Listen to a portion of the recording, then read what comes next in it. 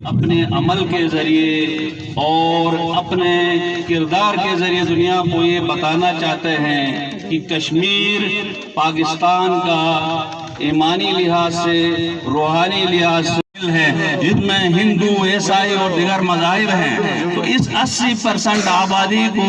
اوپر ایک مہاراجہ ہری سنگھ وہ حکومت کر رہا تھا، کیونکہ وہ ہندو تھا، اس لیے اس کا جھکاؤ انڈیا کی طرف تھا۔ اس نے بیہائنڈ دا سین اور چور دروازے سے ایک معاہدہ کیا انڈیا کے ساتھ اور انڈین فوج کو بھیجنے کی دعوت دے دی۔ اچانک فوج وہاں آئی اور انڈیا پر قبضہ کیا، کشمیر پر قبضہ کرنے کی کوشش کی، اور اس کے بعد ہماری پاکستان کے مجاہدین اور افواج وہاں داخل ہو گئی، اور وہ سلسلہ 1947 سے ابھی تک جاری ہے، اور یہ سلسلہ اس وقت تک جاری رہے گا جب تک ہم آزادی حاصل کشمیر کو آزاد نہ کروائیں، کیونکہ ہر اندھیری اور لمبی رات کے کسی کونے میں ہمیشہ صبح کا اجالا ہوتا ہے، اور وہ اجالا انشاءاللہ ان قریب ہے، اور کشمیر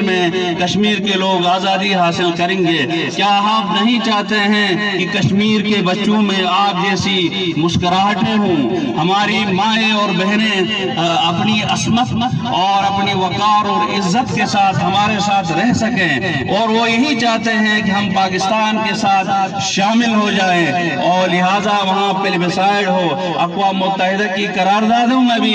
انڈیا اور پاکستان اس وقت ایگری ہو گئے تھے کہ کشمیر میں رائے شماری کی جائے، اور جو کشمیر کے لوگ جہاں جس طرح رہنا چاہتے ہیں وہ رہ سکتے ہیں، لیکن چونکہ انڈیا کو یہ پتا تھا اگر کشمیر میں رائے شماری ہو گئی تو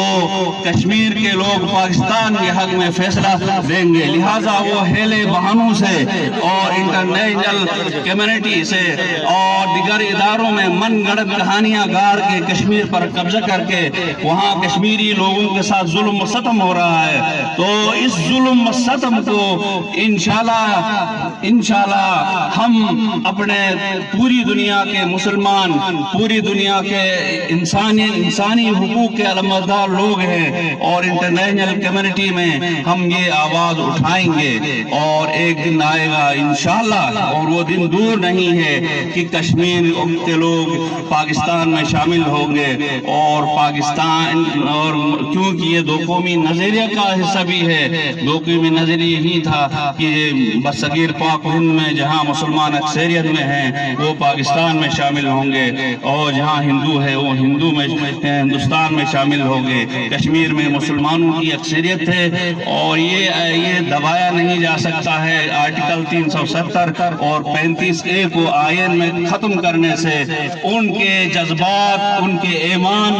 اور ان کے عزم میں کوئی کمی نہیں ہے، بلکہ اس کے بعد مزید بڑھ گئی ہے۔ انڈیا کشمیر میں صرف کرفیو کے ذریعے اپنا نظام حکومت چلانا چاہتا ہے، جو کہ ایک کرفیو زدہ علاقے میں اس قسم کا نظام، ظلم کا نظام نہیں چل سکتا ہے، اور ظلم کی یہ رات انشاءاللہ ختم ہوگی، اور ہم کشمیر کو آزادی لے کر رہیں گے۔ کشمیر بنے گا انشاءاللہ پاکستان۔ یاران جہاں کہتے ہیں جنت ہے کشمیر،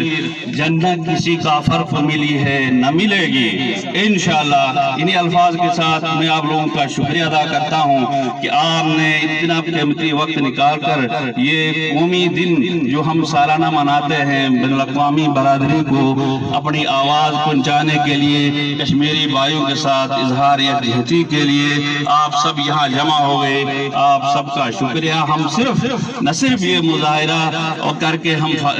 یہاں سے فارغ ہو جائیں گے، جیسے کہ آیا صاحب نے کہا، عملاً ہم انشاءاللہ جب ضرورت پڑے گی ہمیں بارڈروں کو کراس کرنے کی، ہمارے حکام، ہماری آرمی ہمارے کے ساتھ کوارڈینیٹ ہو کے جب بھی کسی ضرورت کے مطابق ہم انشاءاللہ کشمیری بھائیوں کے شانہ بالشانہ ہم کھڑے ہوں گے۔ شکریہ، السلام علیکم۔ یہ تھے جناب اسسٹنٹ کمشنر شیر افضل صاحب، اپنے خیالات کا اظہار کر رہے تھے کشمیری بھائیوں کے ساتھ۔